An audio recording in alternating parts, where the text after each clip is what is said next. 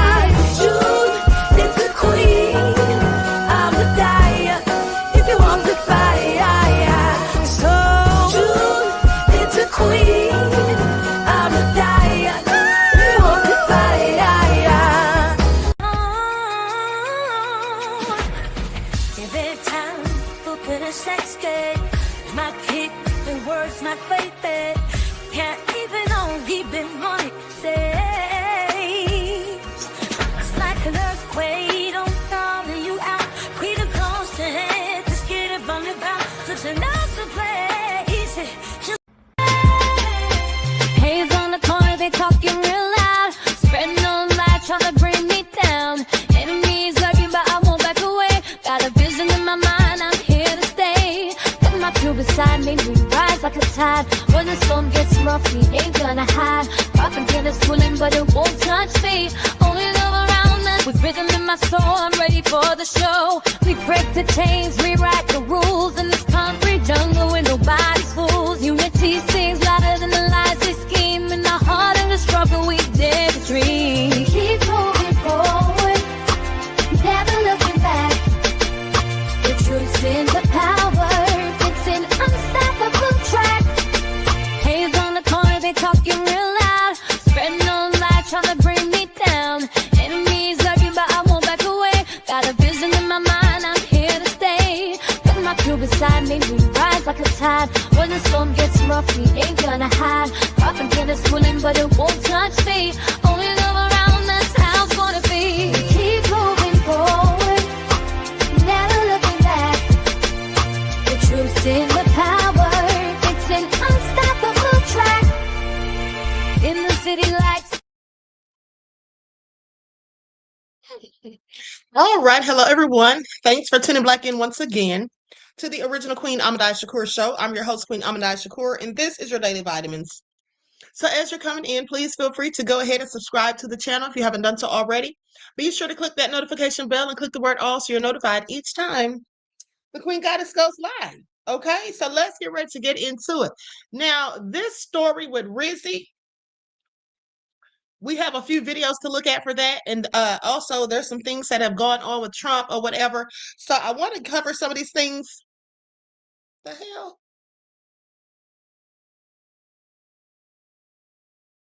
What in the hell? Okay, did I black out for a second? Something crazy came up on the screen. It said we can't see your pages or something. I don't know what's going on. Hopefully that won't happen again. But anyway, so we have a lot to cover. So some of these things about Trump, I think I'm just going to wait for in the morning, but we're going to get into some of it. So let's start right here. So they're claiming now, this is some updates that I'm going to give you. So they're basically claiming now that Arab nations have actually urged Trump to postpone his attack on Iran. So we're going to get into that. With that all being said, everyone hit that like button, like, share, subscribe. Also double check to make sure you're still subscribed to the channel, especially if you have not been receiving your notifications. Okay, so now with that all being said, hello DJ Big Six. All right, Denise is here. All right, Buckhorse DC. Deronda, Claudette. Okay, Desmond, let's get into it. Everybody hit the like button. I see the lovely T. Okay, Anita Harrell. Shout out to all of my loyal royals and everyone tuned into the Queen.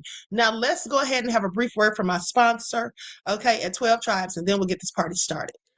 Do not buy 12 Tribes on Earth hair growth oil and hair magic elixir unless you want super healthy, gorgeous hair that grows. They have a whole line of amazing hair growth products, including hair growth leave-in conditioner spray, hair growth shampoo, hair growth spray, and hair growth butter. I'm starting to sense a theme here. They include quality natural ingredients. They smell amazing, and you can see the results for yourself. So if you're looking for healthy hair growth for your natural or relaxed hair, try 12 Tribes on Earth today.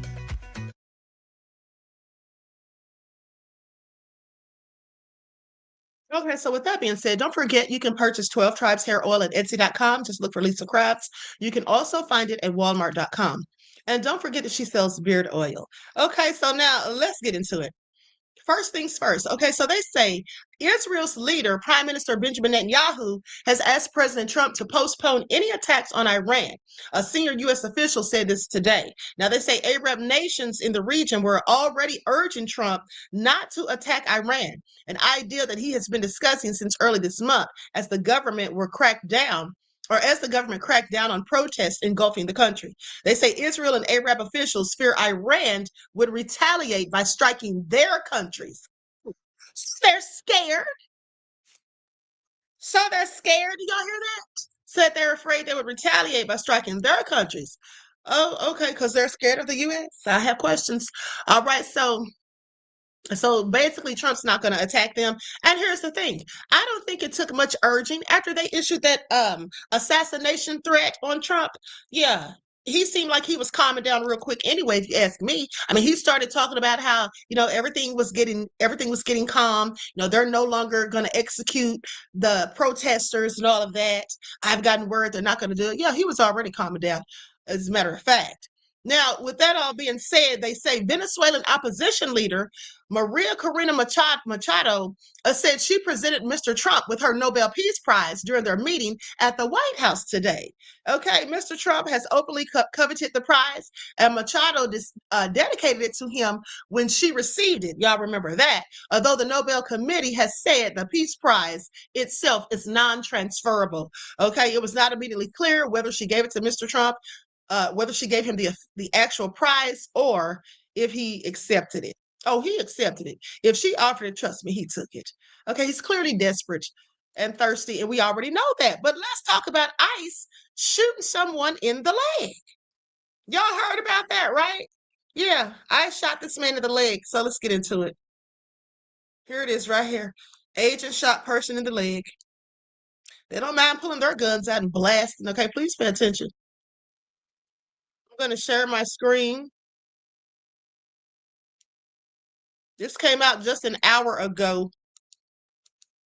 It may have come out a little longer than that, but on this publication I'm going to, it's posted as an hour ago. News 5 WCYB. Okay, so let's get into it. Attack. Overnight protests did turn violent in Minneapolis. New video shows all the chaos in the streets where federal agents were forced to use flashbangs and tear gas to get those crowds under control. This has come after officials say an agent was forced to shoot and defend himself when he was ambushed trying to arrest an illegal alien. Thank you for joining us. I'm Jan Jeffcoat. It is Thursday, January 15th.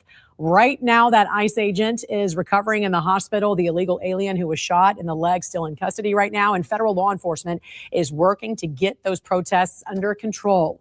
Angela Brown is joining us right now from the live desk with the latest on this incident. Angela, another very tense night in Minneapolis. What are you learning this morning? Well, we're trying to track, Jan, basically what's happening on the ground this morning. It appears, at least right now, the streets have essentially calmed down following, really, as you just saw, a night of protests and also chaos. This all came following another shooting involving ICE and two people who agents say were trying to interfere with an arrest. Now, there were some tense scenes, which you've been seeing really all morning like this right behind me, where protesters squared off against federal officers. At one point, the anger boiled over into protesters lighting and throwing fireworks at some of these agents you see back here. But those agents responded by firing tear gas back into the crowd. Eventually, Minneapolis police had to be called in to help restore order to that scene. The crowd is engaging in unlawful acts. They have thrown fireworks at police officers, and at multiple times, gas has been deployed. Police are attempting to disperse this unlawful assembly at this time. I urge anyone that is at the scene to leave immediately. Well, let's take a step back and show you just how things got to that point. Last night around 7:50 Eastern time, ICE was attempting to arrest an illegal alien. Apparently this was all happening during a traffic stop. That man drove off from the scene, crashed into a parked car, and got out and ran, according to agents. Now, agents eventually caught up with him, but say they were then attacked by two people from a nearby apartment with a shovel and also a broom. The agent said he feared for his life, so he took out his gun and shot one of them in the leg. All three later ran back inside the apartment and eventually were arrested. Now, everyone now apparently is in custody. The officer who was attacked and the suspect shot in the leg are still recovering in the hospital this morning. The deputy attorney for the U.S., Todd Blanche, writing right here, ICE operates in thousands of counties without incident. Men and women doing their jobs, protecting us from criminal aliens. Minnesota insurrection, what he's calling, as a direct result of what he calls the failed governor and also their failed or terrible mayor. We're going to continue to watch this and follow this. First of all, ICE does operate in multiple cities, but the thing is, they're not out there on the ground harassing and attacking people in all cities, because we have an ICE office here in Atlanta. So ICE is, yeah, they are in multiple states or whatever. But at the end of the day, they're not acting like fools and thugs everywhere. And here's the thing. That officer calls them police. They're not the police. They're ICE. Okay, that's who they are. And guess what? They've not been trained as police, so please don't call them that. They have not gone to an academy. They've not had 9 months of training as police do at the academies. And we know that even after 9 months of training at the police academy, some of them act a whole fool and overzealous and trigger happy and everything else, just like ICE is acting. So just imagine if they don't even have that length of training. But guess what? You'll be pleased and thrilled and excited to know that Trump has played them all. Do you all know that ICE signed up, or so many people signed up for ICE because likely they thought they were going to get that $50,000 signing bonus? But guess what? Guess what? That's not really even a bonus. It's a loan. If they didn't read the fine print, and which I'm going to guess they didn't, because most of the ICE agents are stupid from the looks of it, at least, and that's my opinion. But guess what? They got played. Okay, so let's go to it. Let's go to it. Well, hold on. Before I go to that, let me say this. Now, you all know that I show you screenshots of people's posts on the internet sometimes when I'm discussing certain things. But let me just tell you that I fact check things before I show them, and especially somebody's post, because a person's post doesn't really mean anything to me. And we know that half the people on the internet probably tell lies, not even half, probably more. But so anyway, this is what was reported. More than 2,900 attorneys quit the Justice Department or were fired during the first 10 months of the year. Okay, about triple the number who depart in a typical year. Personnel records obtained on Reuters show. Okay, well, that all sounds interesting, but that's not what actually happened. So let's get into it. So, because I thought, wow, 3,000 people? I hadn't heard about that. Okay, so then when I fact checked it, here's what actually happened. There is no verified evidence that 2,900 DOJ attorneys quit. Okay, but here's the credible information. The claim that these people all quit, resigned in masse, is not supported by reliable sources. Okay, such as major news outlets and the DOJ data. None of that documents such a figure. But what is documented, thousands of DOJ employees have left the department since the start of the current administration, including attorneys, support staff, and other roles. An internal estimate suggests about 5,500 department employees have quit, been fired, or taken buyouts. Okay, but that number includes all DOJ personnel, not just attorneys. Okay, specifically. All right, so it's different people that work there, and some of them were actually fired, some resigned, some quit, or whatever. Well, quitting and resigning, the same thing, but some of them actually were paid off. Okay, they were bought out. So they say Civil Rights Division, about 250 attorneys, and I reported that to you the other day, roughly 70% of that division's staff, okay, they have left or accepted departure offers as the division is being reshaped under new leadership.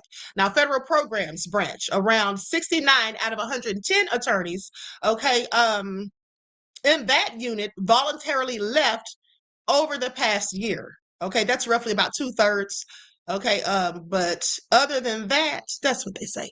Okay, so I just wanted you all to know that because I do post things that people put online, but I always fact check it just so you know, in case anybody was wondering. Now, with that all being said, let's get into it because this lady did a TikTok video and yeah, they didn't read the fine print. I want y'all to pay attention. Did not read the fine print. They are going to be so perplexed when they find out what's really real. And they're going hard in the paint too. Please pay attention, doubling down. Well. This is just your friendly reminder, dear. Anytime you are to put your John Hancock on a contract, you should read the fine print and all of that. And I do believe today the Frozen crew's about to find out right away that some of them did not read that fine print in that contract. All they heard was a big old bonus was coming from the orange turd. 50 grand. So they whipped out their tiny little fucking hands and signed it right away.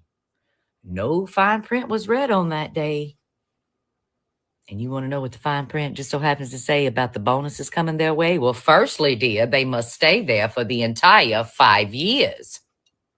You can't quit. You can't leave.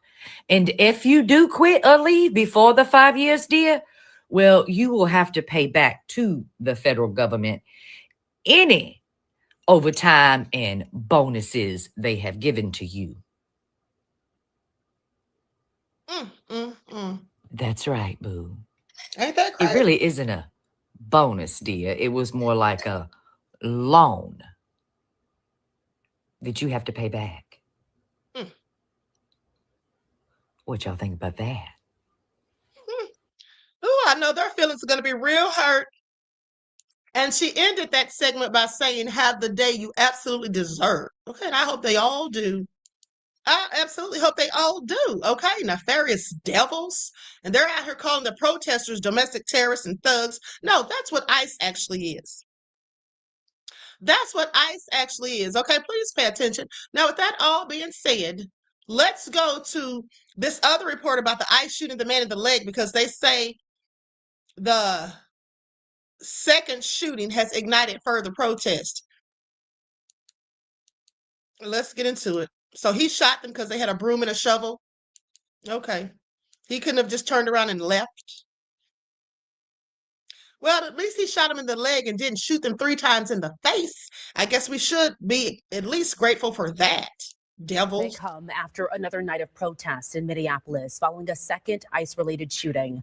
The Department of Homeland Security calling it self-defense as they say it happened during a struggle. Well, Fox 9's Karen Scullin joining us live from the Hawthorne neighborhood of North Minneapolis with what we know so far. So, Karen, if you can just walk us through what happened.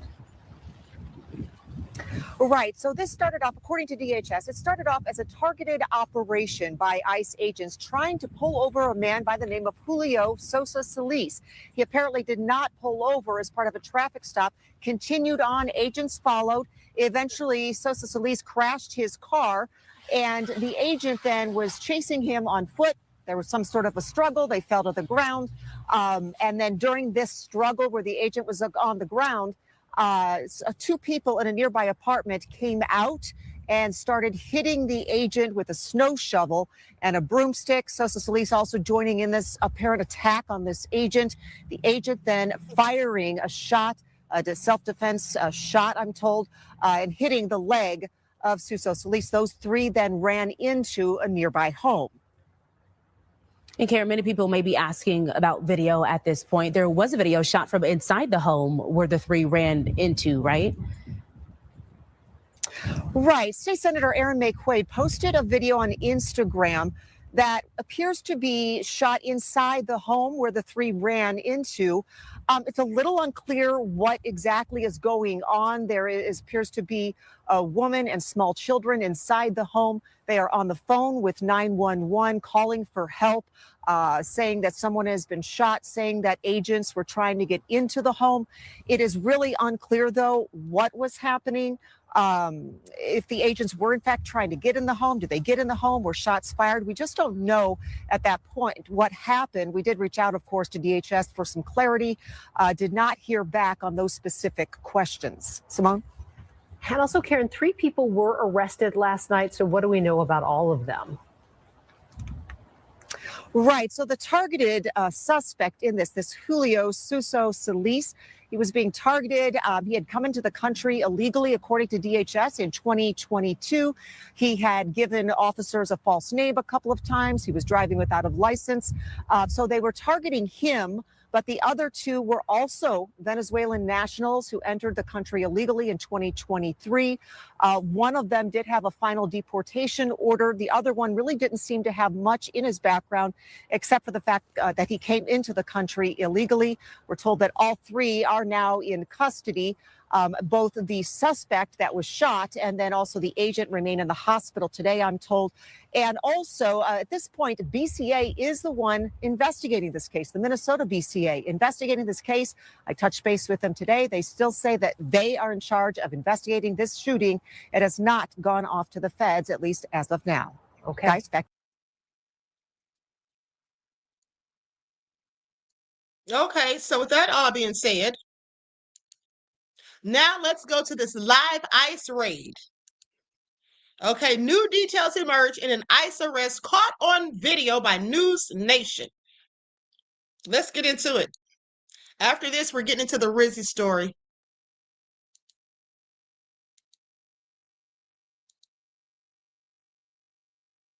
We are learning new details about an ICE operation in Minneapolis that involved multiple agents with their long guns drawn, breaking down the door of a house before taking a man away in cuffs.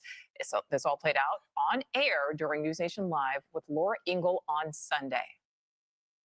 Here they go. They're going into the house.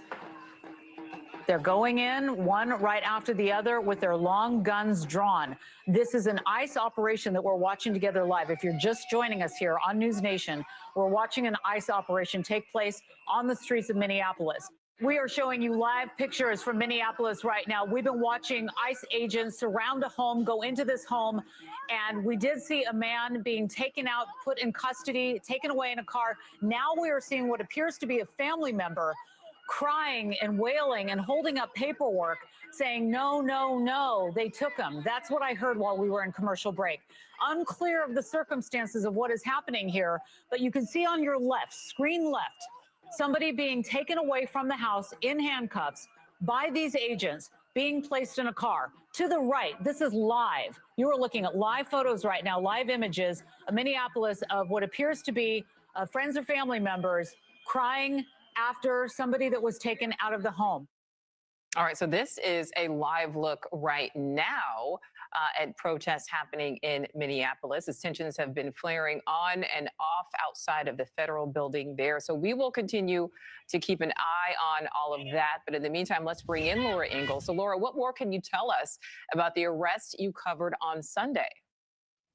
Hi, Nicole. It was indeed very chaotic, as you saw there. And we're getting a couple of different takes now about the man that we watched agents take into custody during that dramatic arrest on Sunday live on our air. And according to the Associated Press, his name is Garrison Gibson, a 37-year-old Liberian national who has been in the U.S. since fleeing civil war as a child. That's what's being reported. Now, we've reached out to his attorney in Minneapolis, who told the AP his arrest was, quote, a blatant unconstitutional violation, claiming that the agents actually didn't have a proper warrant, according to him, saying that the agents had only brought an administrative warrant, which authorizes someone's arrest but doesn't allow officers to forcibly enter private homes. Explaining further, forced entry requires a criminal warrant.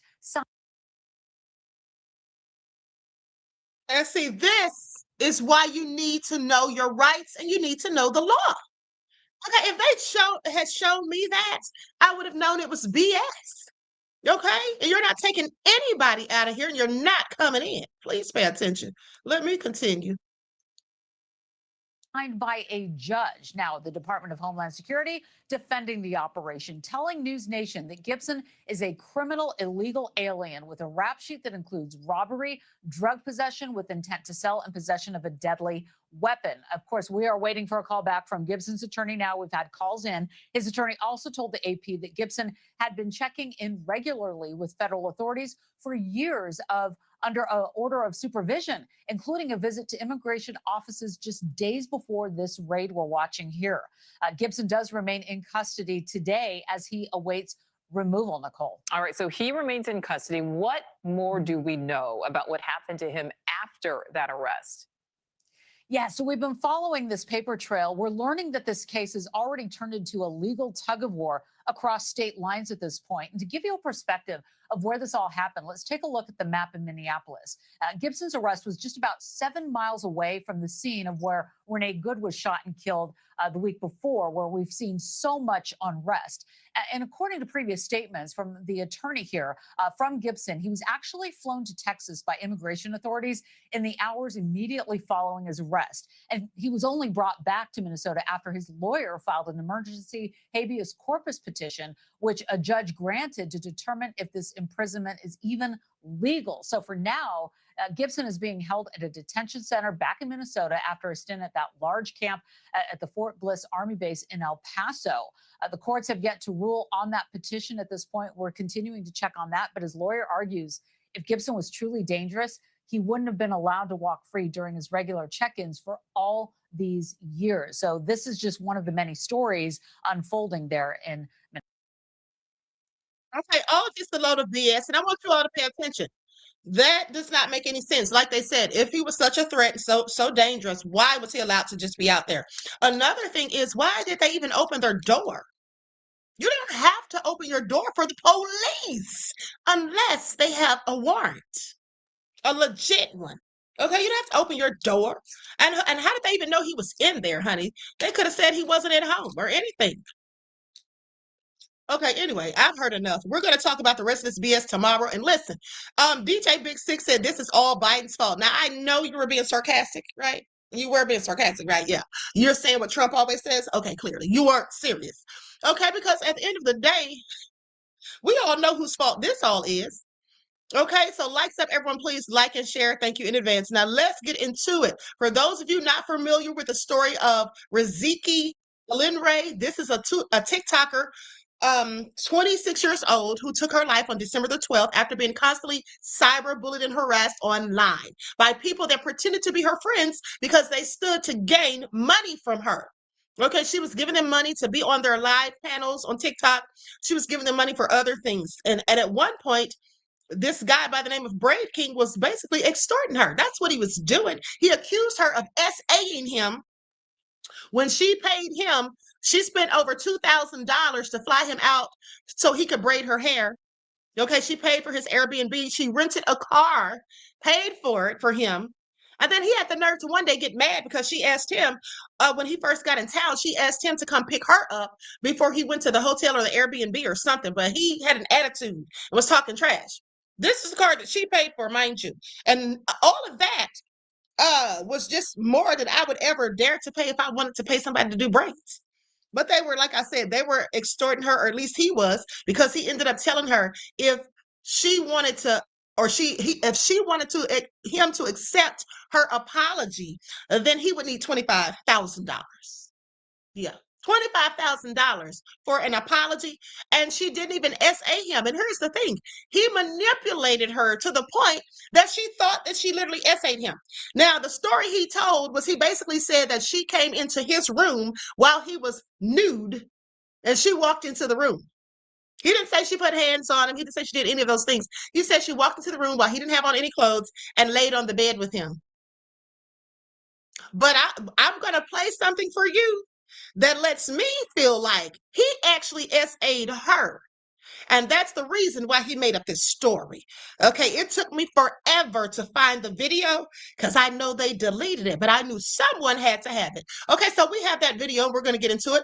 All right, so with that all being said, let's start with this video where Heartbreaker is lying or continues to harass Rizi even after she has passed. Paul Bunyan says, who is this we're talking about? I just told you who we're talking about. Okay, a young lady who took her own life on TikTok. Okay, now with that all being said, let's get into it. I'm going to share my screen. Likes up, everyone, please like and share. Thank you. Of Rizi continues even after she unalived herself on TikTok live because of the bullying and harassing that she endured on TikTok. Now, Heartbreaker, one of the main people that harassed her, she was telling Rizi to just unalive herself. She was giving her instructions on how to do it. I mean, she continues to bully and harass Rizi. This is insane. Now, remember, Rizi named Heartbreaker as one of the main people before she took her own life. Heartbreaker has convinced herself that Rizi faked everything, that Rizi is still with us. I don't know what kind of weird conspiracy theory she has going in her mind about Rizi's room, blah, blah, blah. But now she's trying to convince other people otherwise. And because of this comment, I feel like some people are believing this stupid narrative that she has going on. So Heartbreaker has called the Montgomery Police Department many times about Rizi. She's recorded the conversations. She's played them on TikTok Live. She's also called multiple police departments looking for more information about Rizi's unaliving. Now, she has also called coroner's office looking for Rizi's body and looking for the autopsy. I mean, I don't even know if there was any autopsy done, but she's looking for it. Thankfully, somebody has emailed the chief of police letting them know what exactly is going on, that the bullying and harassing continues even after Rizi is gone. This is definitely sick, disgusting. I mean, this woman fears no consequences, or maybe she's freaking out. I don't know, but we do know that the Montgomery Police Department is actually looking into, Rizi's self-unaliving. They know that there were people that were telling Rizi, like I said before, to unalive herself, to just do it now. They were telling her how to do it. I mean, it was so horrible, and it's really heartbreaking to see this. And I know a lot of the comments are like, well, she should have just gone off TikTok and deleted the app. However, if you've never had your mental health deteriorate so much, you're not going to understand what somebody goes through at the time. And instead of blaming the victim, we need to blame the people that were doing this to her, and they need to suffer the consequences. But I just wanted to update you guys on what's going on, because this is completely disgusting that Heartbreaker continues to harass Rizi even after she's gone. She continues to do this on TikTok Live. She talks about her endlessly. I mean, I think she's obsessed at this point, but it's just the fact that she doesn't fear anything makes her such a very dangerous person. She said she doesn't fear anything that makes her a dangerous person. Oh, she fears something, beloved. She fears going to jail or prison. And that's why she's calling around trying to debunk the fact that Rizi is actually dead. You see, if Rizi's dead, she knows that she's going to face consequences more likely than not. And so she's in denial. That's what that's called. She's in denial. Now, here is a screenshot where it says, "What's taking you so long to unalive?" Okay? That's the kind of stuff they would tell this young lady. That's the kind of things they would tell her. Now, with that being said, let's get into this video where Heartbreaker, to me, she's definitely concerned and worried and scared. Listen to what she says. She's basically trying to be manipulative and trying to threaten people to stop talking about Rizi, what happened between her and Rizi, and trying to act as though she can sue people, I guess, for defamation. Girl, you can't sue anybody. And if you even try, you're going to lose. Because first thing, when someone is accused of defamation, you have to prove that they lied. Okay?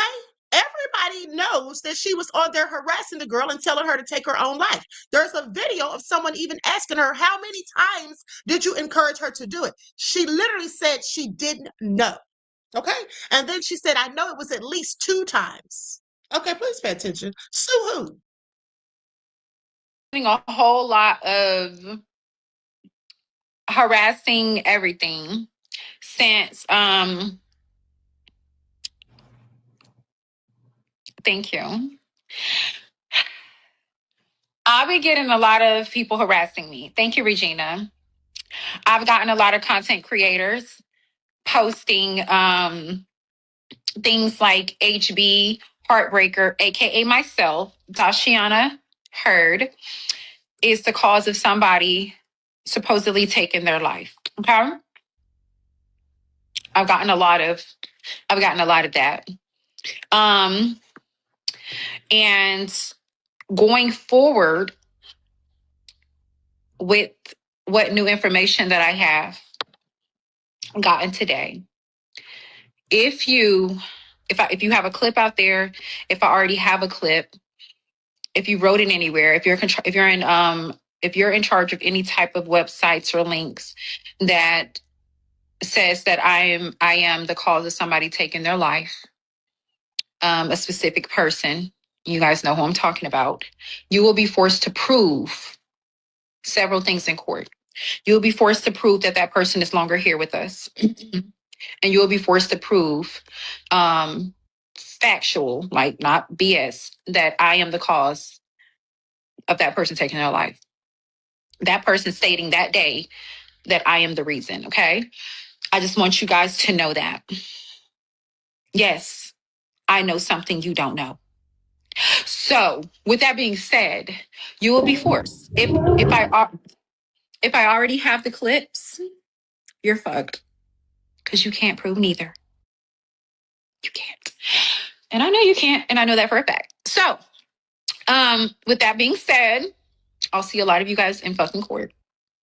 She's not going to see anybody in court for her suing them, but what she likely will see is a bunch of people in court watching her get prosecuted, okay? She can sit down somewhere. I'm absolutely going to say that she's partially responsible for Rizi taking her own life because she was one of the people encouraging her to do so. She was one of the many people that were cyberbullying her, and in fact, she was one of the main people, and in fact, she literally said after the young lady took her life that she was glad, and she's no longer here with us. And as you can see by her demeanor as she's speaking, she doesn't have a single ounce of remorse. Okay, I would love for her to try to sue me. And just because she's saying that, I'm going to do a TikTok about it because I had not done one. I've just been on YouTube. But I'm definitely going to do a TikTok about it now. She needs to sit down somewhere. Girl, you're going to jail. Okay, you're going to jail. And what she doesn't know is that a police officer knew Rizi, and he already said that, you know, this is a travesty, and this is going to have to be a lesson to people who cyberbully people. So if she was friends with a police officer, you don't think that at least he is having something done about this? Girl, sit down somewhere. I Go will. ahead. You have to be careful when you have a problem with somebody. You have to be careful with rumors. You really have to vet situations thoroughly, through and through, and shit like that before you start saying sure things on the internet. Okay?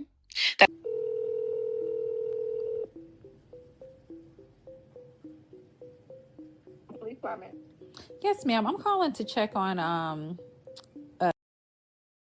This is her. She knows something that we don't know. So she's not concerned. She's going to see people in court. Girl, why are you calling the police? And please listen, as she's speaking to the person on the phone, she lets them know that she's called them before. Okay, so she's clearly desperate. Okay, they all are. And they should be because they're going to prison. a death incident that took place December 12th, 2025. You think you're checking on who? A situation, an incident that took place December 12th of 2025. Okay, hold this moment. Mm-hmm. Montgomery Police Department. Yes, ma'am. I'm checking on an incident that took place December 12th of 2025. I'm trying to see if there's any record of it. Okay, do you have a case number? No, ma'am. I just have a first and last name and the time frame. Do you have an address? No. It was just that it supposedly happened in Montgomery, Alabama. What's the last name? It's ILenre. It's ILenre. Okay. Get it one more time. It's ILenre.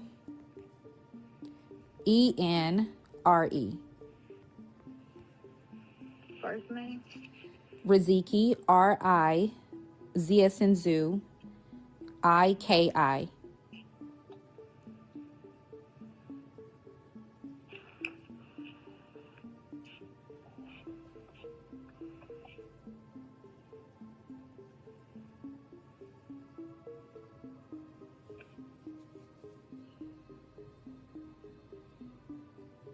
And you said that you have a date of birth and all. Yes, it's 9/11. I can't remember the year, but it's September the 11th. Okay. Give me one moment. Okay. Okay, a report was done, but we'll have to let the officer make some changes to the report as far as the date. The dates, it should have been December the 12th that the incident occurred. And I called you guys Friday looking for confirmation, and he pretty much said nothing like that took place on December 12th in Montgomery, Alabama with that name. Well, when I pulled that name up, I see something with the address of 9025 Centennial Circle. Mm-hmm. It's a black female, age of 26. But the thing is, I can't really identify if it's from December 12th because on this statement it says on Tuesday, January the 21st of 2025. It doesn't make sense. January 21st of 2025? Yes. So was this I'm a not sure suicide? if- Because what the information we're getting is a suicide situation. It's a death.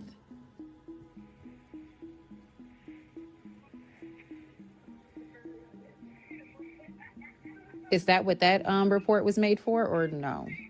It says something about receiving threatening online messages. Okay, so that would just sound like online threatening messages, but not a suicide or death. Because see, when I called them Friday about a suicide or death confirmation, he said we don't have no calls there in the last 60 days at all. He didn't even have an address. He said that name on file have not happened in the last 60 days there. And this happened within the last 60 days, supposedly. So you're saying the only call you got for that name at all is January 21st of 2025 for online messages on the internet. Correct. Okay, got it. That's what I thought. All righty. Well, I appreciate it. You're welcome. Have a good day. You too. Okay, next city.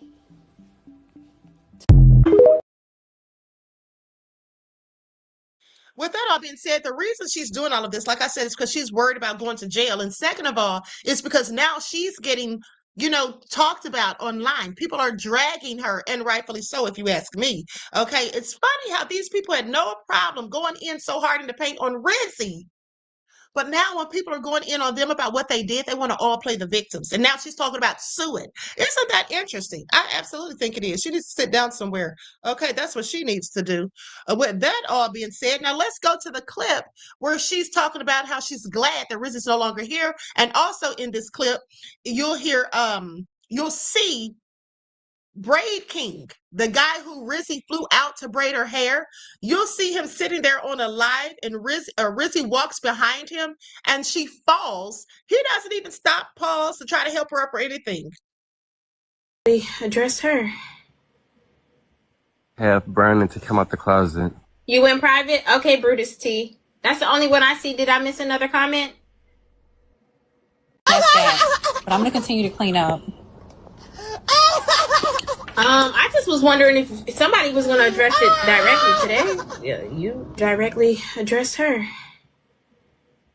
Have Brandon to come out the closet. You went private? Okay, Brutus T. That's the only one I see. And Zaddy Perp's going to have a battle. Rizi got all of Dad and me's gloves. Thank God she's not here with us anymore. We don't have to worry about her. The bitch ain't here. So we ain't got to do much. You going to do this after the battle, girl? I know. Y'all heard that? She said Riz is not here, so we ain't got to worry about her. Okay? She ain't even here no more. So I want you all to pay attention. Now that was Heartbreaker. Doesn't she look drastically different when she's not using fillers? She looks at least 2 shades darker even. But she was talking about Rizi. Okay, maybe self-hate. I don't know. But she clearly tries to make herself look a whole lot lighter than she actually is on the internet. Okay? Now, let's go to this other video. Likes up, everyone, please. Like and share. Thank you in advance. Let me remove this. Now, this is a clip of Rizi explaining her feelings about how people have been treating her. Them to talk to somebody in the manner in which people talk to each other on this app, but y'all just go at it all day. Y'all tell me to kill myself literally every other day, and if asked if I'm in a psych ward, and I don't know where y'all come up with the idea of me setting black men up. Black men, does that include Glenn Washington? I know that man that she tried to say great term. That man is married to the most amazing woman, y'all. Amazing.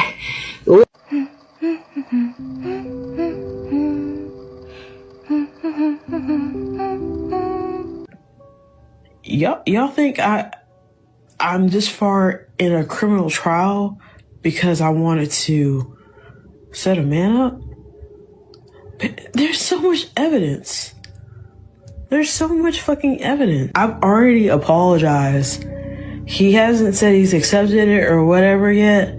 I think it took so long to apologize. I think she. Now, this is Braid King speaking. Here's the thing. When Rizi says they're talking about she set black men up, there was a therapist that Rizi was going to. This is for those who missed the first story that I did of this, because I did a story weeks ago when this first happened. Okay, but anyway, long story short, and because I also told you all that my best friend was friends with one of these demons who was doing this. This was years ago when she was a teenager. She's not friends with them now, but I'm just saying, at the end of the day, she went to school with them. Okay, and she's the one that told me about this story because she was, not surprised that this person did it because she said this person's always been a bully. This person tried to bully her cousin, and my friend had to defend her cousin. So with that all being said, they were trying to say that Rizi, this lady, what is her name? Forget her name.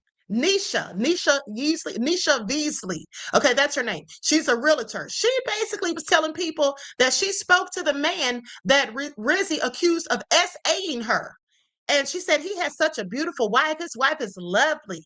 She's acting like because he has an attractive wife, he couldn't SA somebody like Rizi. Like, get the F out of here. First of all, when people grape or SA a person, it's not about sexual attraction. It's usually about power, manipulation, the need to have control, or just to humiliate and shame someone.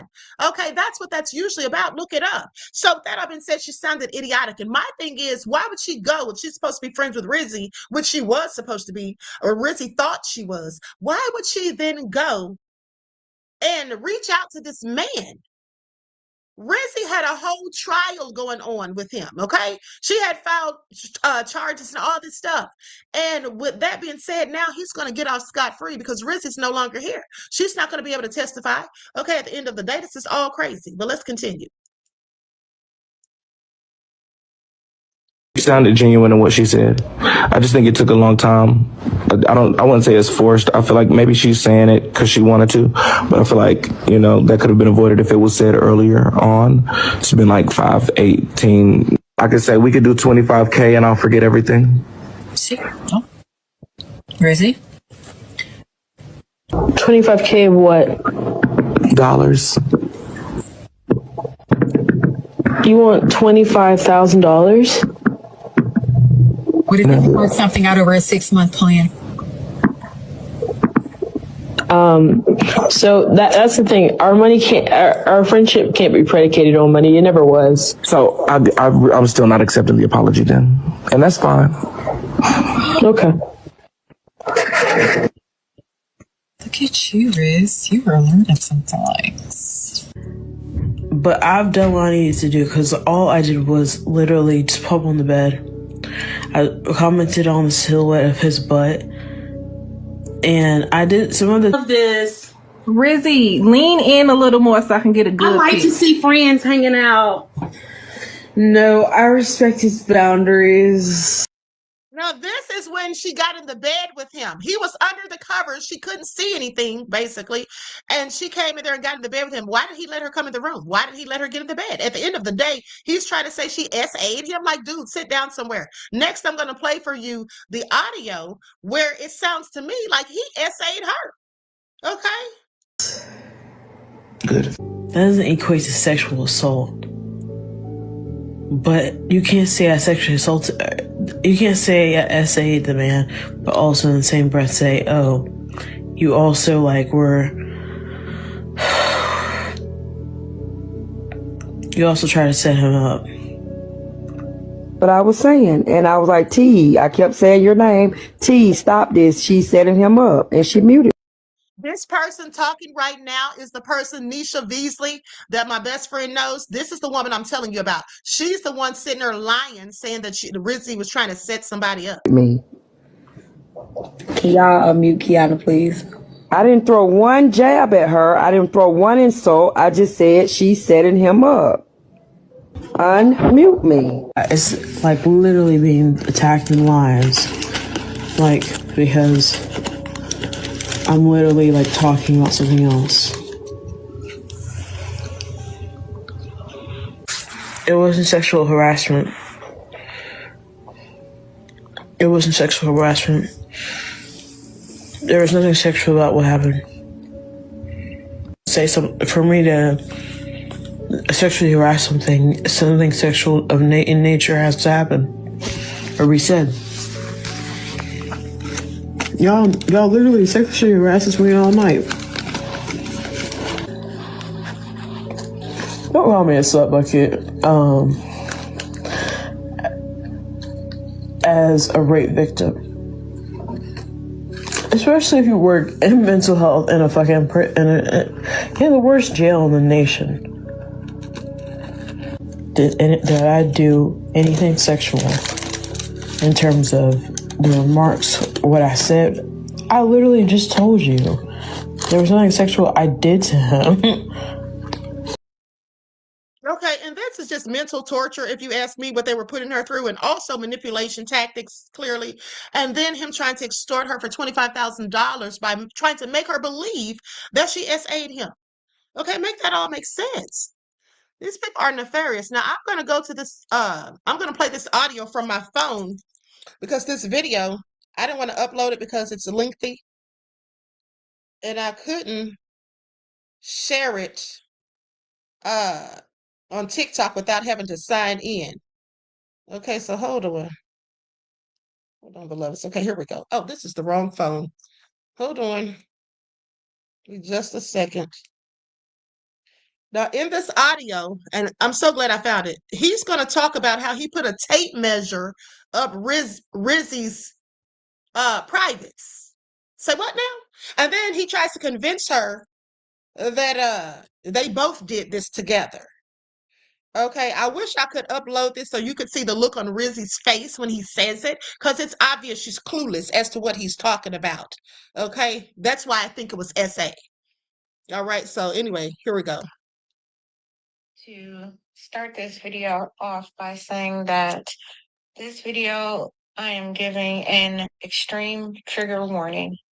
For those of you who have not been keeping up with all of the things of Messy Talk, and you haven't heard this clip already, it is extremely jarring and it's very unsettling. However, I feel like these clips have to be played because it puts everything that happened with Rizi and to Rizi after the point of the hair braiding trip and everything that she endured. And it's really sad and it's really scary. And I want to break this down to come to the understanding that I got out of this and hopefully help people see this as well. So I'll start here, but there is an extreme trigger warning for subjects surrounding sexual assault, rape, sexual harassment. And I just want to make sure you are aware before you continue watching this video. Now, from all of the information that I've viewed and clips that I've heard of Rizi, I am coming to understand. I won't even say coming to understand. The understanding was there that after this trip with Bray King, this comment about being a predator really, really, really bothered her. It was an infringement on her real, actual core values. Not only that, she was a survivor of sexual assault. So to be called a predator put the realization of who and what she was dealing with, because I don't think before this point she understood. Now, Rizi, this is the scene. Rizi and Tea Time were in a live discussing body care, lotions, perfumes, things like that. And I believe what is happening is someone said that Rizi was talking about Bray King. So Bray King ended his live. I'm sorry, my heart is beating so fast. Ended his live to come to Tea Times Live to talk to Rizi.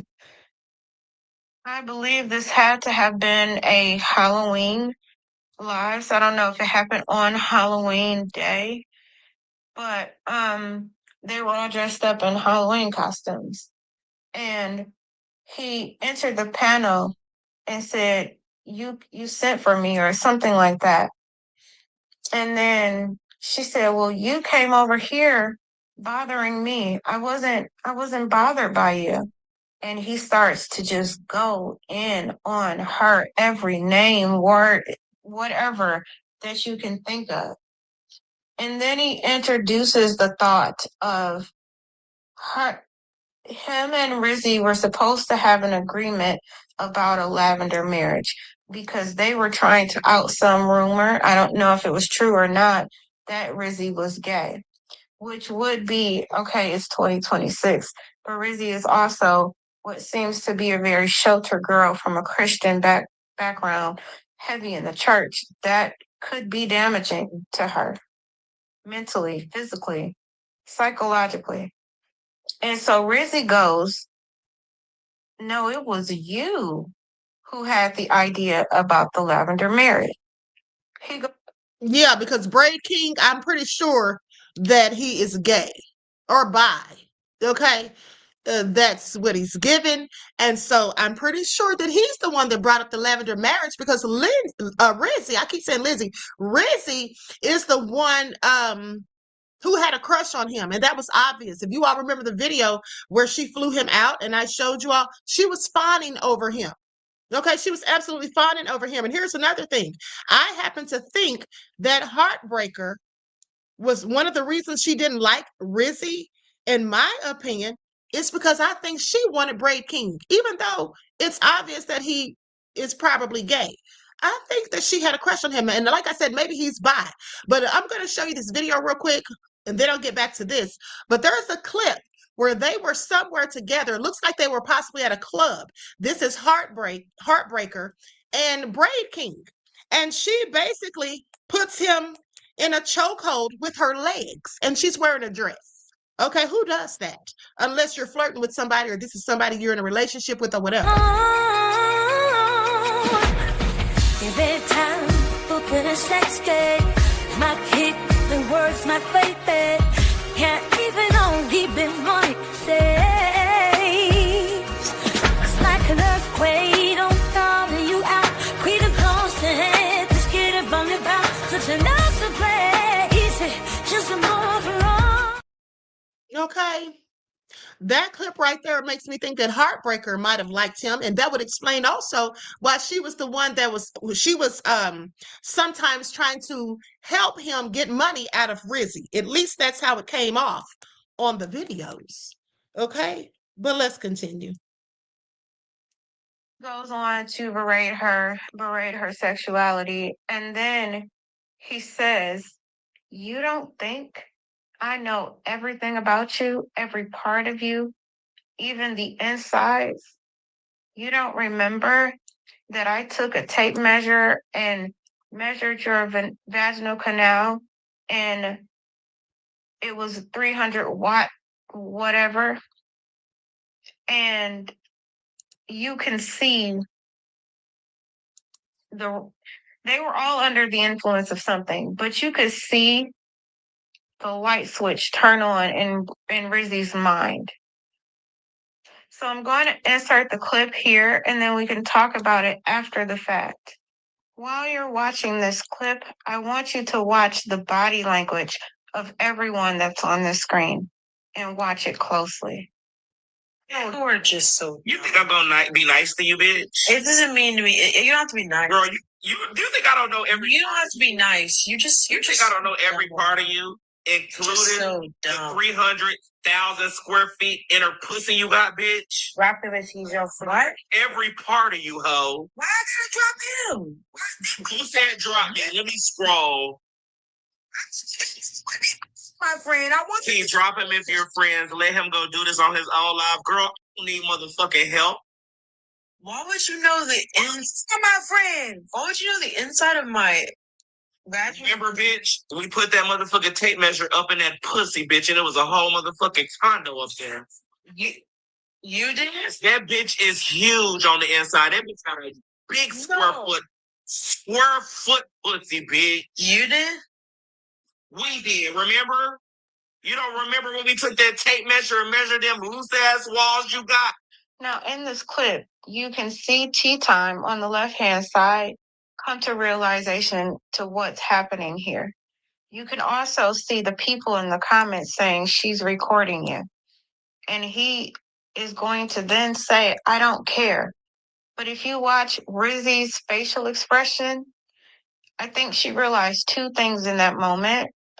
And one was that Tea Time was not as good of a friend as she thought she was, and that something could have happened to her that maybe she didn't fully understand in the moment, because Rizi was on medication and, from my understanding, drunk on that trip and drunk that night. Now, in reference to another sound clip by Braid King, he said they were on the trip alone, just the two of them. He said, I should have let you take that bottle to the neck or to the head or something like that and get FUCKED. So if they were the only two in the rooms, who was going to do that? So, and this is just me on the outside looking in, was she under the influence, heavily under the influence, and you took advantage of her? Because you're talking about either inserting yourself, your fingers, a tape measure, which I would assume your fingers would have to be a part of this act inside of her, which would be penetration, which would be sexual assault. But then he does something very interesting, and I want you to watch this. And it was the same measurements as a condo? Right. Because you're loose? Right, watch what you say. I'm watching it clearly. You don't remember that? It was the same night that I was sleeping naked in my bed and you came in there and sexually assaulted me. Now, notice he comes out and says that she assaulted him. This young lady says, the one who posted this video, says that he must have caught on to what he was admitting to. Okay? Now, in particular, in this very clip is when everything changed for both Bray King and Rizi. And I'll tell you what I want you to watch what happens when Tea Time says braid. I want you to be careful of what you say. He then says, I'm watching it clearly. And he blinks. He goes, you can tell he's under the influence, but reality in that moment hit him. And I believe he realized at that very moment he said too much. Go back and watch that clip again. He's wide-eyed and he's going off. And then Tea Time says, I need you to be careful. He says, I'm watching it. Yeah, she was warning him. Okay, she was giving him the heads up that he was saying too much. And also, Tea Time, for those of you who don't remember, she's the one that was on TikTok driving in her car and ran over a man and took his life. Okay? Remember, we did that? He goes on to say, well, I know she's recording me. Of course, that stupid, sloppy, blank, blank, blank is recording me. And then he says, but it doesn't matter because you are on a live recording, so it's not going to record anything anyway, you dumb bee. You don't remember that, Predator? File a report, Predator. You don't remember that, Predator? Okay, y'all. Because you're talking about... You remember that, Predator? You're a Predator. Measure the inside of my face. You don't remember that, Predator? Silence in either one of them. Found backward. King back ugly. You look like Akon, bitch. Looks like cock. Bray goes on to say, yeah, we did that. That was the same night you came into my room and assaulted me. And in that just in that small, minute detail, he flipped the entire story. So what happened was this became a vicious online version of the telephone game. He knew or realized in that moment what he had said, and he now needed to get in front of that story and make Rizi the villain. So he switched the story around to say, well, no, you assaulted me. Although we saw in 4K now, which they didn't ever think was going to come out because that was never supposed to get to this point. But we now see in 4K that she came to the door. He opened the door willingly after unlocking all of the several locks he had on his door, and according to the streets, either naked or in his underwear. Rizi laid on the edge of the bed, said a couple funny things, and then he grabbed the phone from her and proceeded to engage with the live that she was on at the moment. She even stated in that room, they told her to get closer to Bray, so it looked like they were together. And she said, no, I'm not going to do that because it would be overstepping his boundaries.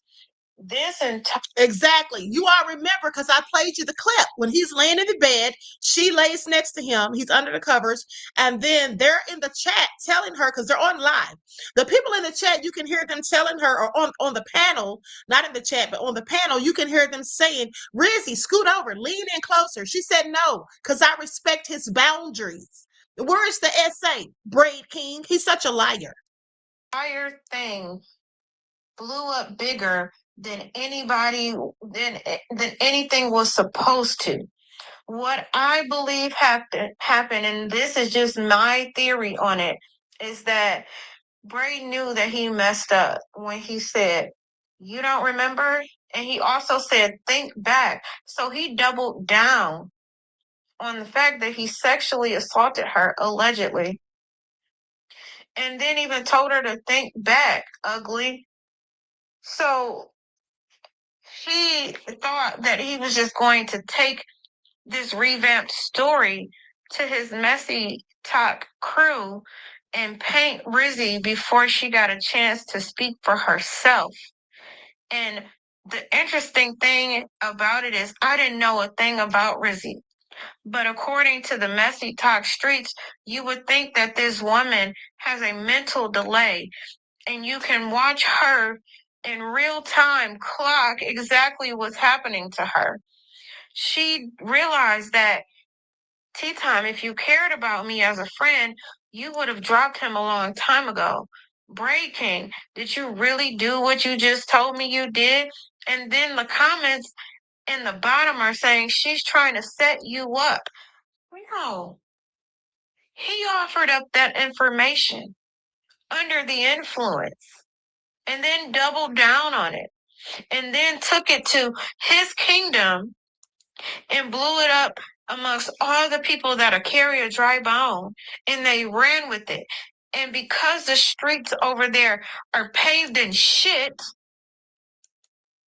they use that small change in that conversation as a justifiable reason to bully her allegedly to her death.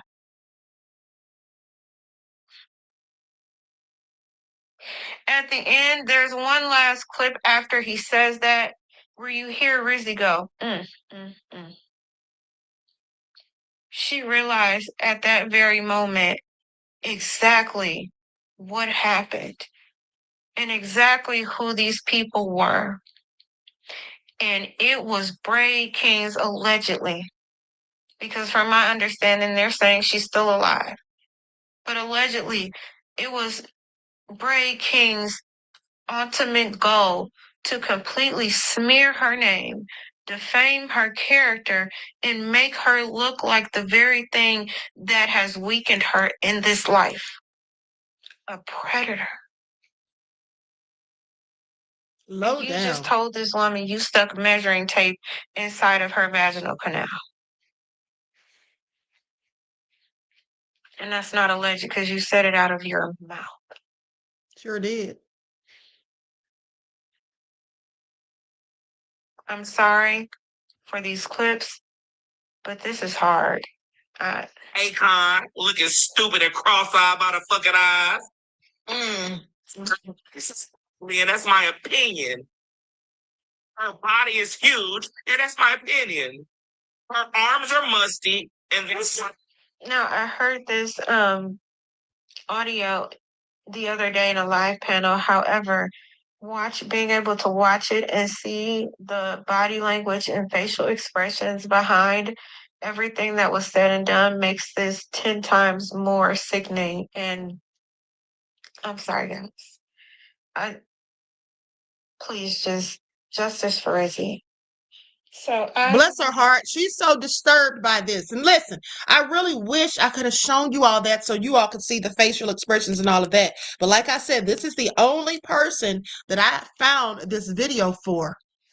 And but now let's go to HB Heartbreaker. So desperate to find proof or to act as though Rizi is dead, acting as if she needs proof. Girl, this has been reported in the news media. TMZ reported on it, but so did other more credible sources. So, like people, okay, they reported on this. Like, what is she talking about? It's so crazy. At the end of the day, like I said, also a police officer who knew Rizi, he says he met Rizi in Atlanta. She was a very nice, warm-hearted person, okay, wants to help people and all of that. He said very nice things about her. He said that she wanted to be a police officer and something else. But nonetheless, y'all don't think the police are going to start making some arrests? Here's the thing. People are saying, why are they still on TikTok? They're still on TikTok because I guarantee you the police are still gathering evidence because all these fools are still doing live streams talking about Rizi. Okay. And also, I forgot to show you this clip. It is from the when they're talking about the funeral.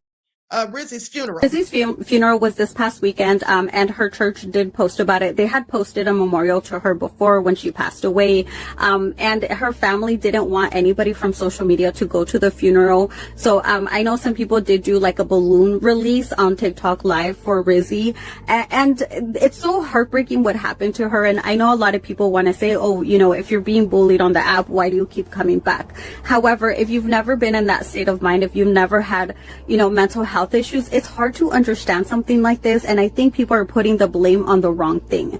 The blame should be on the people that are bullying, on the people that are telling.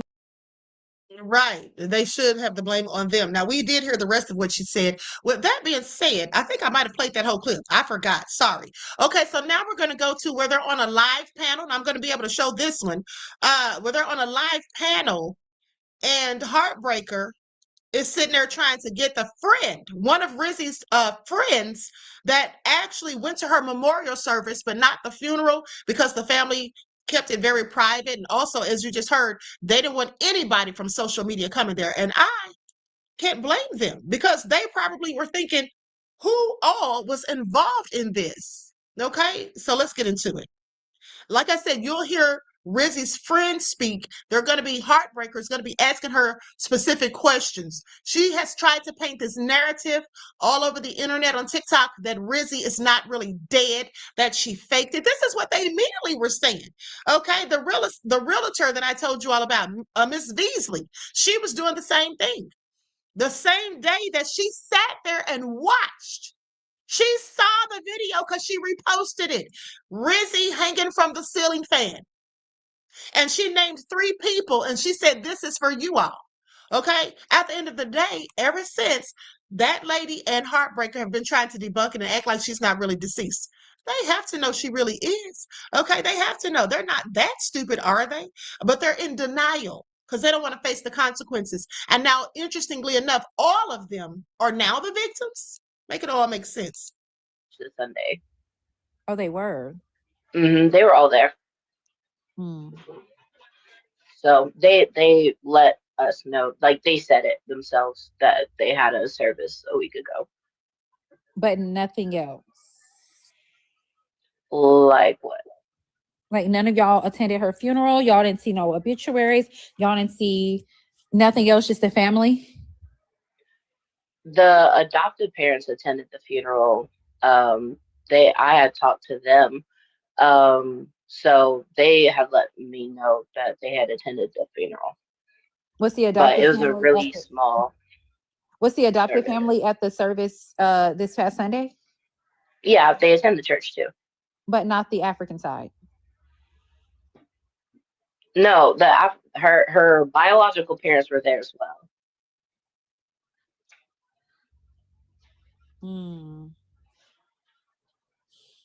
I don't know. These days, I need proof of all kinds of shit, everything. Yeah. What exactly are y'all trying to do? Like, why do y'all want proof? Yeah, we're getting harassed. I'm getting harassed. Okay, you all hear this? The friend asked, what do y'all want? Do y'all want proof? And Heartbreaker says, yeah, we're getting harassed. I'm getting harassed. I'm sorry, but weren't you the harasser? You see how, oh, it's a problem now that people are coming for them. But it was absolutely no problem when they kept coming for Rizi, even telling her to take her own stuff out of here. These people are a piece of work. We're getting threatened and threatened and doxxed and every damn thing else. So yes, I'm trying to sue these people. So yes, I'm gonna need some proof. Okay. You could probably try reaching out to the brother again, because I believe he's also on this app. I can see if the adoptive parents want to talk to y'all, but I've made no promises. Yeah, well, I don't know who made the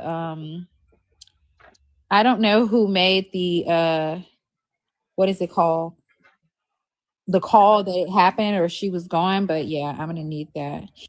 Follow Nosy and all the T pages on Messy Talk and all my op pages like Blow and all these people prior to coming. Is there any reason for that? Or are you a member of Messy Talk? No. Like I never heard of Messy Talk until after I got the news that Rizi had passed away. So you're just going to be following all of these. Right. I just started looking at things myself. Because I was trying to figure out what all of this even was. Because I know Rizi mentioned that she was on TikTok, but no idea that she was on TikTok like this. Are you out of Georgia? You live out of Georgia? I live in Georgia. Okay. Okay. They say, do you have an obituary? There was no obituary or program made in the service that we had this past Sunday. I have a question. You said that Rizi was adopted, right? It wasn't a legal adoption, I don't think. She wasn't adopted at all. Oh, okay. Yeah. Because in 2019, she was talking to her brother about manifesting $10,000 to pay off debt, $20,000 to raise her credit score to 801, and buying a 2019 Infiniti Q60. And her brother was like, I was wondering whose status this was, basically. And so I was just wondering, she had all this money that came around, but she didn't have it in 2019. So she just basically told people that this white family took her in. Or how did everybody think she was adopted? Basically, like, she would live with them whenever she was in town. She stayed at their house quite often. She babysat for them. She was hanging out with them like all the time. Okay. They basically took her under their wing. Were you the caretaker? No. No, I went to undergrad with Rizi, and we went to the same church. Okay, I got another question. So you don't find this? When did you and Rizi stop communicating? When did who? When did you and Rizi stop communicating? Were y'all cool up until until the incident allegedly? Yes. Okay, so y'all stayed in communication. I didn't talk to Rizi all the time, but yeah, we were still in communication. I talked to her just a few weeks prior. Okay, so you would have her phone number. Yes. Okay. So you didn't get any other proof that other than who told you guys that she was deceased? The church. Who told the church? You, etc. Her brother called The her a same type of person that bear. told us pretty much. You have any pictures with Rizi? Yes, it's on the church page. Can you show us? How do you want me to do that? You just put it in your backdrop.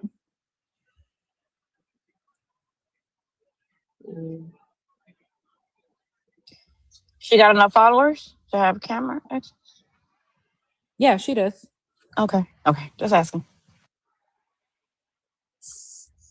And then while she's figuring that out, so the people that's been accused of helping to unalive your friend, you followed them on TikTok? I just wanted to see what everyone was saying. I'm not following people to follow them. I will eventually unfollow these people, but I was just trying to figure out what people were saying, especially because everything's being said over lives. So I knew all the stuff wasn't necessarily recorded where I could see it. Any reason you would follow Blow? Do you know who Blow is? Not really, no. I don't even know that I I'm can following them. understand why you would follow the blog pages. I can understand why you would follow a couple things, but Blow is a fake page that just trolls in the comments. Myself mainly, and a few others. My questions are coming from the comments. They say if you attended the memorial service, you should have an obituary and some No, you should not have an obituary at a memorial service because that wouldn't make sense to have. artwork from the service, I guess. And they say, do you know what state the service was in? In Georgia. Where she's at? Georgia. No, the actual service that the family had. Oh no, because I didn't attend that. So, and then I got a question. Do you know what state she passed away in? And I'm sorry if these are abrasive questions, but we're getting death threats. So I'm going to end up being very abrasive. Not towards you, ma'am. No disrespect. But I'm... Now, isn't that something? Isn't that something? I'm going to be very abrasive because we're getting death threats. Didn't Rizi get threats? Or not threats, but didn't they encourage her to take herself out? Okay, what's the difference? Please miss me with it. to get a lawyer on some of these people if they don't produce something for me to say that this is solid. So if that's what it takes for me to have to get a lawyer to produce something. I'm coming for the church too. She passed away in Alabama. Okay, we just called Alabama. Montgomery, right, Noreen? As far as I know. According to them, that didn't happen. They said that the police came out there and they sent EMS there. The coroner said, we have no log of her. We would have it by now. The police said there's no dispatch calls that came to that address. The last time they got a call regarding anybody with that name and date of birth was January 20th something of 2025. And that was somebody sending her threatening messages or something. So, I mean, and Georgia too. You know that, right? We call Georgia too in this very same live. This will be on the blog. Some of the bloggers that you follow. Make sure you follow Petty Polly, Matt, Calvin, a couple of others in here. We call Georgia too. Same thing. We call Chicago too, because you know she lived in Chicago too. Same thing. Are they supposed to be private eyes or something? They're calling all of these different police departments and whatnot. At the end of the day, they're not. They know that she's deceased. They saw the video. Okay, crazy.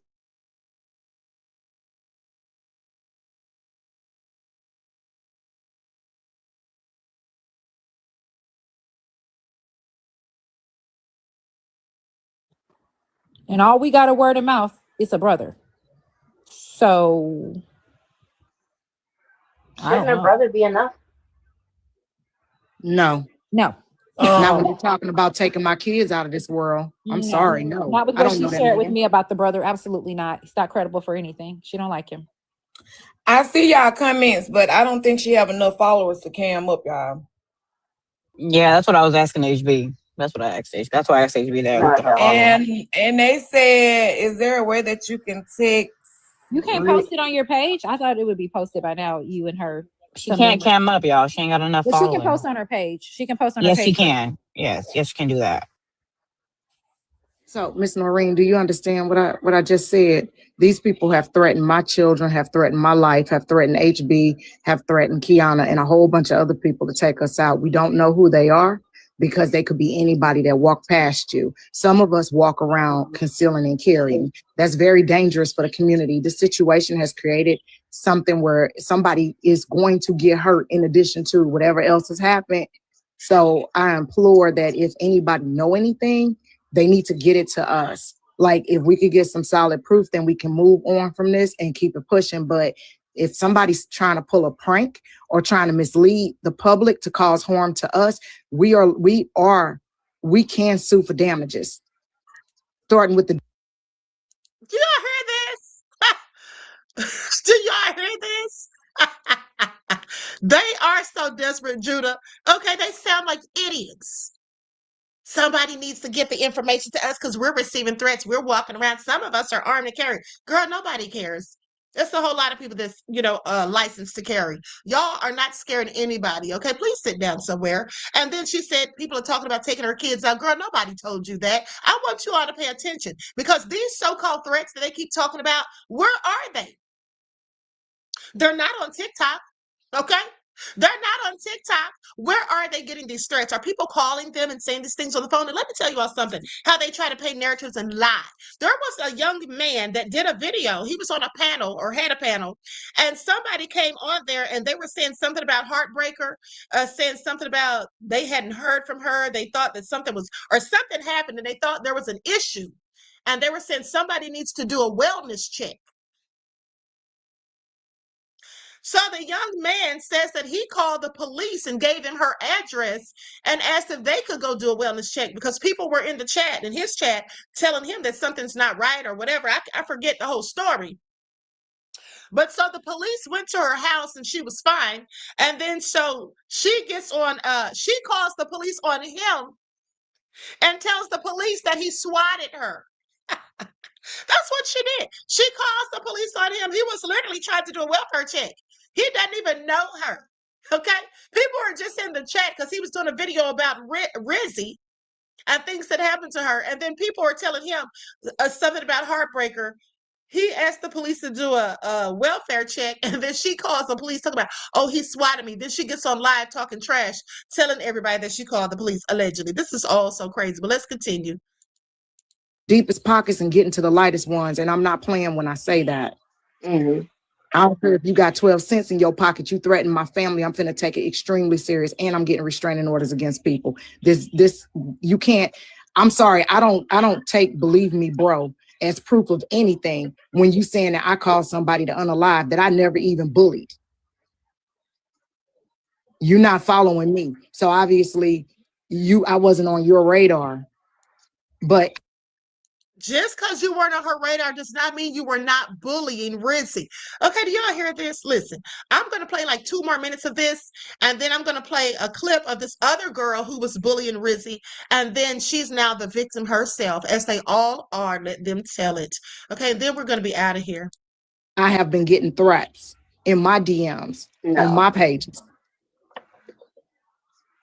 Where's the screenshots of the threats? So with that being said, the brother told you, thank you for camming up.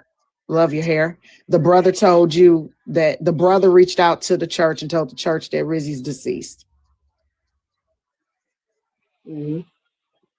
And nobody, you didn't get no obituary. Y'all ain't get nothing. Y'all ain't get notified of no funeral, no nothing. And you haven't seen about no, because they kept the service very private. Okay. Okay.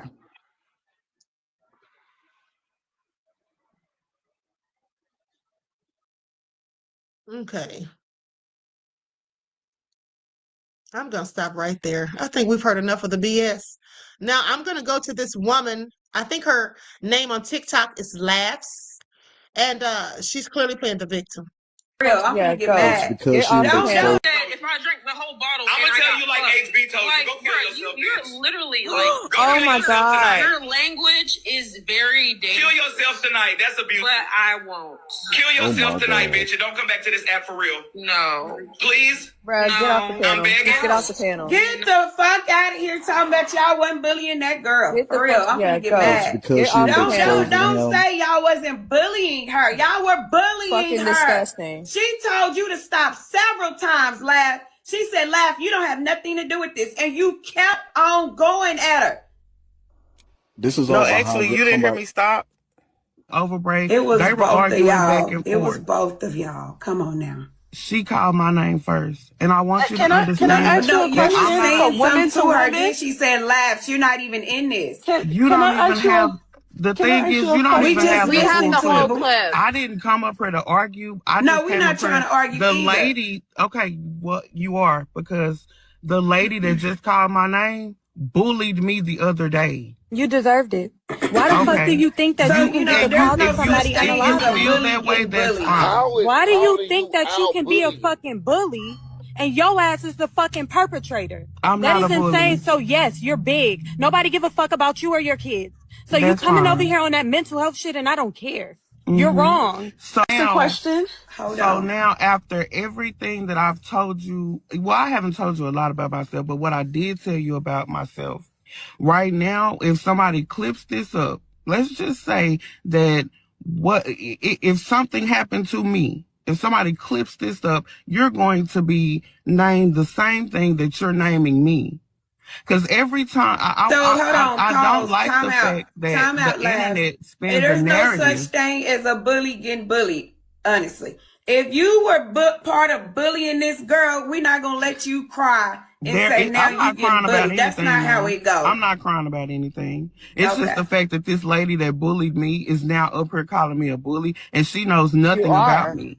She knows nothing about me, and that's fine. If you want to call me a bully, that's fine. So But I'm do gonna your play research. the clip. I'm gonna play the clip. It was you and it was Hair Braider that was going at this girl and dragging her, and she was asking you to stop, Laugh, and you didn't stop.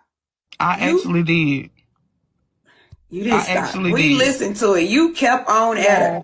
You did not back off of her. You have one clip. Right, and I got like 20. Hold on. The blog's been sent me this shit. I got it. Hold on one second. No, you don't have 20 videos of me bullying I'm about to pull anybody. it up. It's okay because you lying. That's fine. And then you got the nerve to That's say, fine. Well, I post me welcome out. y'all Can to do you y'all put it in here? research. I welcome Because this you to is the do your fucking thing. research and I find went more live videos spreading of me. awareness on them, right? Okay. Bottom line is, Laugh, Kiara, all of y'all you were not. not. Okay, come on now. I don't like bullshit. I like stuff that makes sense. Well, so you're you not telling you're not letting you telling me talking. Rizi just out of nowhere was calling you out. Yes, ma'am. Oh Lord, you know what, girl? And Listen, and that's listen, fine. they like balls for that If shit over there on Messy Talk, but no, I'm not going for that. See, just you can find the video. Brittany, I'm talking.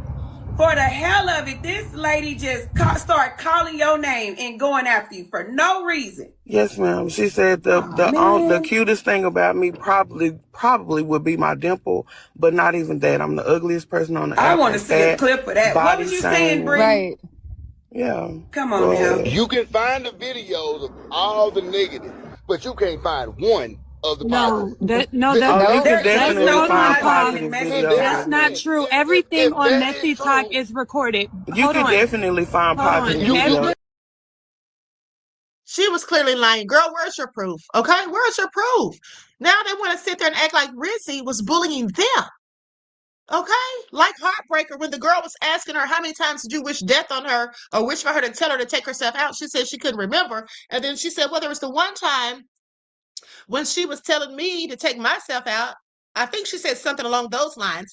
In some type of way, she made it seem as though Rizi said something disparaging to her. Or the one time she said something about my child or something crazy to try to justify what she was doing. Girl, there is no justification. Rizi was never bullying any of them. Anything she ever said negative is when she was trying to defend herself. Okay, the videos are all over the internet.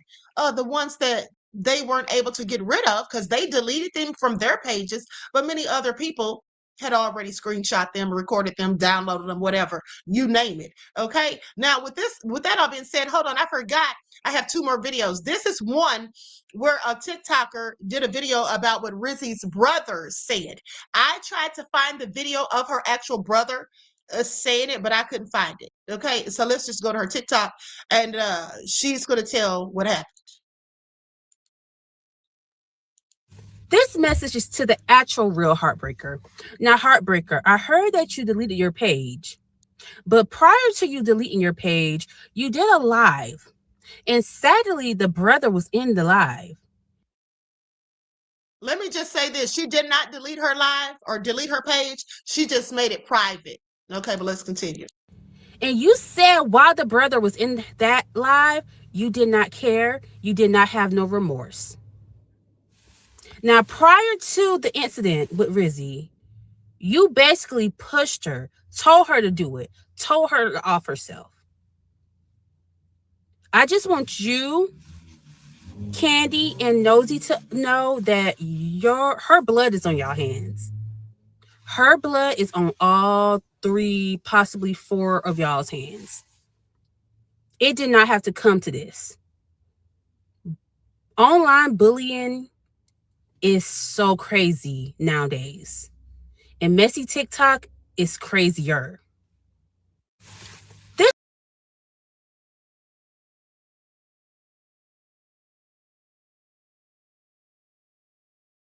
Here's the thing. I've been on TikTok, and I had never heard of messy TikTok until Rizi passed away. I literally had never heard of messy TikTok. Okay. And there's nothing positive on there. When somebody said, "Oh, you can find all the negative, but can't find positive," there's nothing positive on messy TikTok. Okay, that's why it's so darn messy. Now she's talking about what she said while the brother was in the live. First of all, who says that to somebody's brother while he's on the panel? Who tells a person's brother that you're not sorry, you don't care that their relative, their sister has passed? That's so crazy. Okay, now here's the last one. This is Brave King losing sleep, throwing his friends under the bus. Yeah, because I saw a video where he was sitting there talking trash about all of them and saying they were the ones that were going in on Rizi. I was trying to defend her. Like when? When you called her ugly? When you said you put a tape measure up there? Like when were you ever trying to defend her? All cop and pleas. I want y'all to pay attention. They're all now cop and pleas because they don't want to go. They know what comes next. After the investigation is completed, they already know what's coming. So Brave King is so miserable. He's losing sleep night and day because he want to come out here and spill beans on his team member from Messy Talk. He want to spill beans and speak about them and show all these videos of everything that they was talking about Riziki. He is screaming so loud you can see the vein popping out on his neck. And y'all know that he's a part of the messiness, but he wants to proclaim and grasp back his manhood that everybody is taken away from this whole Riziki situation and him being the mastermind or one of the mastermind behind this entire episode. So he's bashing all his little team members, his groupie. He's coming after his messy talk people. But guys, he's actually losing sleep and weight off of proclaiming his innocence. He is throwing each and every one of them under the bus. And when I tell y'all he is going in, he's going in. This man is screaming to the point I really feel like he need medical attention, because if he don't, with the way he's spiraling out of his inner body and coming out to the surface as a really terrible individual, is giving possessiveness, is giving demonic, is giving backstabbing, is giving blackmailing, is giving bullying. And the way he's talking about this female, I don't think nobody in the right frame of mind, especially a male, to talk about women the way he's doing. Somebody need to grab his account and get it off of this social platform, because he ain't got nothing good to say to none of his friends and fans, even the one that was actually putting monies in his account from this messy talk business. Okay, if he can talk about Riziki the way he does, nobody on his team in this messy talk should think otherwise, because if he's capable of doing that to Riziki when Riziki was giving him all of that cha-ching, why the Messy Talk crew is mad now that he's speaking out, one would never know. But the fact that he's coming for them and he's throwing them under the bus with every strength that he has left in his body.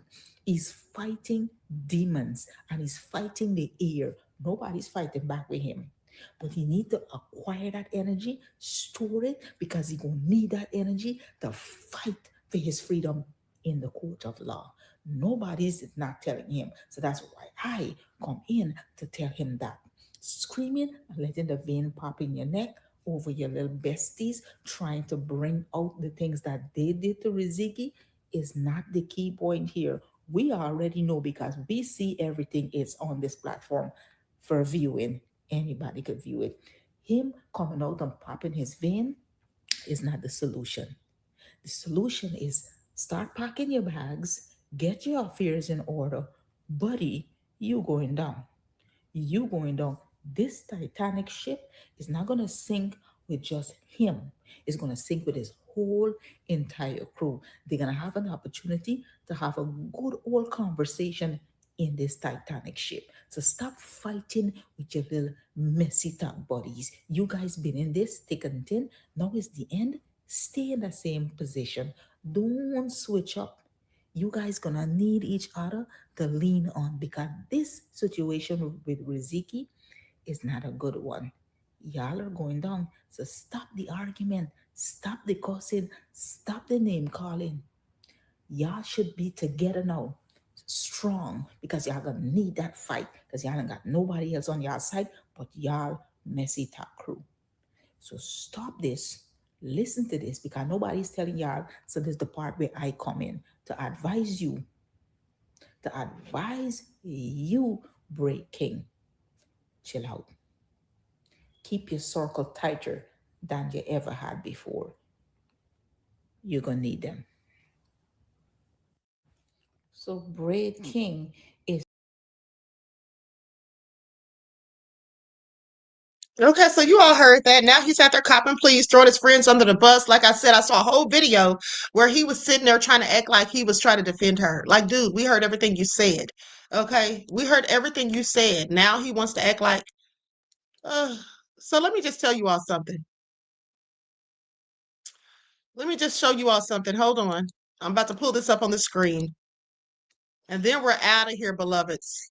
Okay, so look at this. Y'all see that? When can you be charged with encouraging suicide? Okay. Well, this video is already going to get a, do you have a matter to which you need a lawyer's help? No. Okay. So with that all being said, basically this video is already going to get a sticker on it for saying that word because Heartbreaker said it about 5 times when she was talking to the dispatcher at the police department. Okay. So here's what it says. Is it true that if you were harassing the victim prior to his or her self-deletion, you may be charged with criminal harassment in Pittsburgh or elsewhere in Pennsylvania? Oh, so this is just speaking for Pittsburgh or Pennsylvania. In the event that you are charged with harassing someone who has committed self-deletion, it is important to have a competent criminal defense attorney. This is because being found guilty of criminal harassment carries serious da-da-da. Okay, whatever. This is just basically, hold on. I don't want to read all this stuff. This is lawyers trying to get people to their firm if they need defense. Hold on. Is it important to understand that prosecution should not be able to charge you with aiding? And that's if you're trying to help somebody. Okay, that's not what I'm looking for. That's not what I'm looking for. That's basically, like I said, that's an attorney trying to get people to hire them. Okay, so anyway. Okay, here we go. At least I think this is it. Hold on, beloved.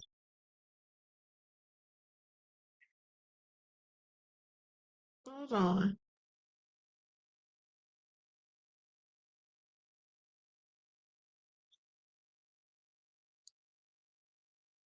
Okay, here's the thing right here.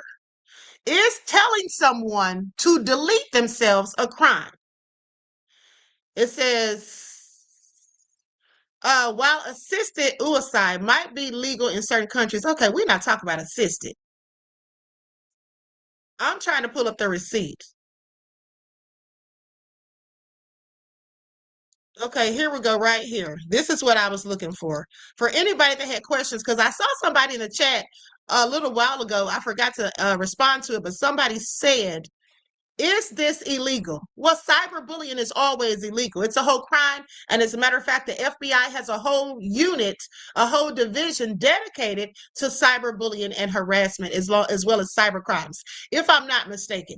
Okay, so now with that all being said, hold on. If you have told someone to delete themselves or assisted in suicide in any other way, then the state will first have to find proof that you are actually guilty of a crime. In addition, they would have to find evidence that indicates that a person actually attempted to commit this in the first place. Now, further to this, state would need to prove your actions were thought out and that you actively encouraged or assisted. If you're found guilty, you could face up to 3 years in prison or a fine of up to $10,000. In cases where the individual survives the attempt, you can only be charged with attempting to assist in self-deletion. Okay, so that I've been said, yes, you absolutely can go to jail for that. And in fact, someone did. Okay. Wasn't there a story on Netflix? Wasn't there a story on Netflix where this woman was encouraging this teenager? She was pretending she was a 17-year-old boy. Okay. And she went to prison because the girl took herself out. Hold on, beloveds.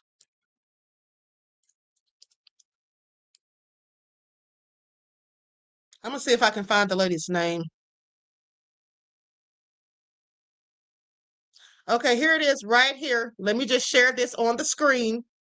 I know I read about this story, and I do believe that they made a documentary about it on Netflix. Actually, I'm wrong. This isn't the one they made a documentary about, but there was another one where this lady was pretending to be a teenager, and she was telling this girl all kind of crazy stuff and telling her to take herself out, but the girl didn't take herself out. But the lady still went to jail for some other stuff, the online harassing and cyberbullying. Now, here it is right here. Okay, a woman was convicted and sent to jail for encouraging a teen to delete herself in one of the most widely reported cases of its kind. Michelle Carter case, Massachusetts. Okay, Michelle Carter, then a teenager. Okay, the victim was Conrad Roy III, an 18-year-old male. This happened in 2014. This isn't even the story I'm talking about. I'm talking about a whole nother story. I hadn't heard about this one. But it says in 2014, Carter sent Roy a series of text and phone messages urging him to self-delete by carbon monoxide poisoning and told him to get back in the truck when he hesitated. So he literally got out of the truck and thought about not doing it, had a second thought, and she told him to get back in. Okay, the legal outcome. So in 2017, she was found guilty of involuntary manslaughter in a Massachusetts juvenile court. And this was a teenager. This was a teenager. These are grown people. They're going to get it worse. Okay, so anyway, she was found guilty in the Massachusetts juvenile court after a judge ruled her encouragement caused Roy's death. Okay, and so did theirs. Encouraged Rizi, that caused her death, I'm sure. And not to mention them extorting her and lying and saying that she was a predator and all that stuff. Okay, she named 3 of them before she passed away and said, this is for you. Okay, allegedly. Now, that's what I heard was on the note or something. Now, with that all being said, sentence was, she was sentenced to 2.5 years in prison with 15 months to serve plus probation. The judge initially allowed her to remain free while she appealed. Now, Carter did serve jail time about 11 months before being released early from a 15-month term. Massachusetts highest court upheld her conviction, clearing the way for her sentence to be enforced for after years of appeals. So she kept trying to appeal it, but she eventually had to go. This case is unusual because it involves speech, text messages, rather than physical acts. Okay, yet the court treated her conduct as criminal because it directly influenced and contributed to Roy's self-deletion. Okay, so I want y'all to pay attention. They're going down, baby. You're going to jail. You're going to jail. And this teenager got a short sentence because she was a teenager. And also, it made a difference because the things that she said was in a text message. And here's the thing. She likely only sent that one text message. They have been doing this to Rizi for at least a year. for at least a year of mental torture, encouraging self-deletion, lying and calling her a predator, saying she essayed someone, extorting her, trying to get her to pay $25,000, having her to pay them for other things. Many of them got money out of her. Okay, many of them. They say HB Heartbreaker, Miss Beasley, the realtor. They say Braid King, of course. They said these people got money out of her, and probably some more of them too. But those three allegedly got money out of her. So, they're going down. There's no ifs, ands, buts about it. They can sit there and feign stupidity, ignorance, or whatever, and act as though they don't know that she's really deceased and want to ask for receipts. Honey, this young lady is passed away, and y'all are going down, and as they should. And them getting dragged on the internet, well, they should get dragged, in my opinion. Now, I would encourage people to cyberbully any of them, but as far as people telling them what they did was wrong, people should definitely tell them what they did was wrong, because it was. You cost somebody their life, and now you're still on the internet dragging her even after she's passed, still lying on her after she's gone. It's absolutely deplorable and egregious. Okay, so with that all being said, I'm out of here, you all. I'm sorry, you all hear that tea kettle whistling. With that all being said, each one teach one. That's how we grow and thrive. Do something productive, constructive, but never destructive. And always remember, beloveds, to keep the Most High first in your lives. Okay, with that all being said, I will be back in the morning because we got to talk about Trump. And also, it's some more nefarious things going on with ICE, such as this attorney said that he's been going to see his clients. And guess what? They won't even let him see them. They're telling him that his clients don't want to see him. Now, you know that's a lie. Why would they not want to see their attorneys, okay? So they can try to get out of there. So anyway, we're going to dig into it tomorrow, okay? Enjoy the rest of your night, beloveds. I love you all to life, okay? And also, don't forget to double check and make sure you're still subscribed, especially if you have not been receiving your notifications. With that all being said, each one teach one. That's how we grow and thrive. You do something productive, constructive, but never destructive. And always remember to keep the Most High first in your life. Speak.